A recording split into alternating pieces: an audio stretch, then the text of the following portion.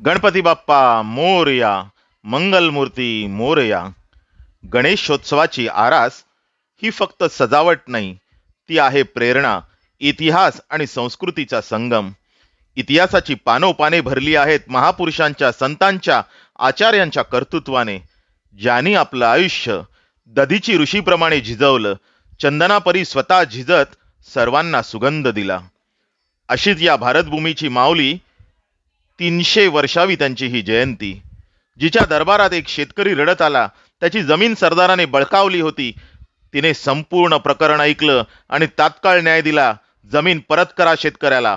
तिने गरजत सांगितलं, राजा हा जनतेचा रक्षक असतो, अन्याय करणाऱ्याचा साथीदार नाही. धर्मो रक्षति रक्षित. आणि याचं मूर्तिमंत प्रतीक माळव्यातील माता, धर्म संवर्धन करती राणी, न्यायप्रिय शासक अहिल्याबाई होळकर. इतिहासामध्ये अशी अनेक व्यक्तिमत्व होऊन गेली, ज्यांनी आपला ठसा इतिहासाच्या विविध पानांवर उमटवला. ज्यावेळेला नैतिकता, सात्विकता, संस्कृतीचं हनन सुरू होतं, अशा काळात हिंदवी स्वराज्याचं स्वप्न घेऊन छत्रपती शिवाजी महाराजांनी एक अग्निकुंड सुरू केलं. छत्रपती शिवरायानंतर जर खऱ्या अर्थाने धर्म कार्याची पताका सक्षमपणे कुणी वाहिली असेल तर त्या होत्या पुण्यश्लोकी अहिल्याबाई होळकर.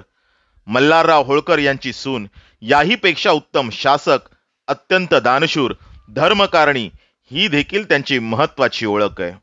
1669 मध्ये औरंगजेबाने काशी विश्वनाथ मंदिर उद्ध्वस्त केलं. ज्या ठिकाणी हजारो वर्षांपासून भक्तांची वर्दळ होती, ती जागा भग्नावस्थेत बदलली गेली.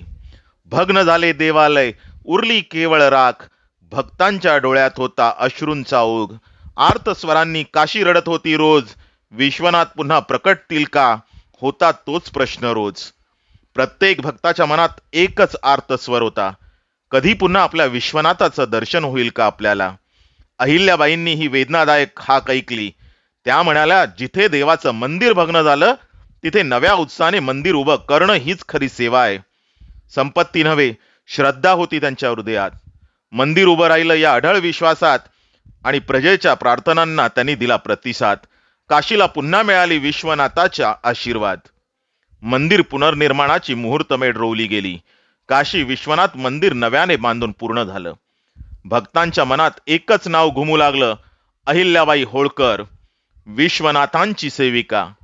इतिहासकार जॉन मॅल्कम म्हणतो, जर एखाद्या स्त्रीने धर्मसंवर्धनात सुवर्णपान लिहिलं असेल तर त्या आहेत अहिल्याबाई होळकर.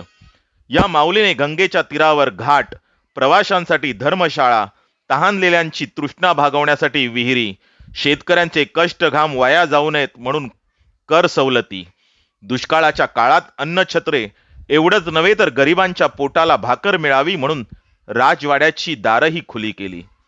आज जेव्हा शासनकर्ते जनतेला लुबाडतात, दुसरे का पैसा मेरे जेब में कैसा या हव्यासातून डोंबाऱ्याचा खेळ लावतात, त्यावेळेला सगळ्यांच्या डोळ्यात अंजन घालणाऱ्या अहिल्याबाई होळकर, त्यांच्या प्रत्येक कृतीतून प्रजेवरील मायेचा झरा वाहताना दिसतो. परम व्रतम परोपकारः या भारतीय विचारधारेचा वसा जपणाऱ्या अहिल्याबाई. त्यांच्या दरबारात श्रीमंत वा गरीब हा भेदच नव्हता. न्याय म्हणजे त्यांच्यासाठी धर्मकार्य होतं. स्त्रियांच्या कल्याणासाठी अविरत तत्पर राहणाऱ्या अहिल्याबाई म्हणतात ना, सिंहासनावर बसणारे बरेच असतात, पण हृदयावर राज्य करणारे थोडकेच. अहिल्याबाई होळकर या अशा थोर मातोश्री होत्या, ज्यांनी प्रजेच्या हृदयावरचं सिंहासन जिंकलं. चला तर त्यांच्या 300व्या जयंतीनिमित्त आपण सर्वांनी संकल्प करूया, जनहिताची वीण सेवा व न्याय याचा ध्यास आपणही होऊ, अहिल्याबाईंच्या कार्यातून प्रेरणा घेऊ.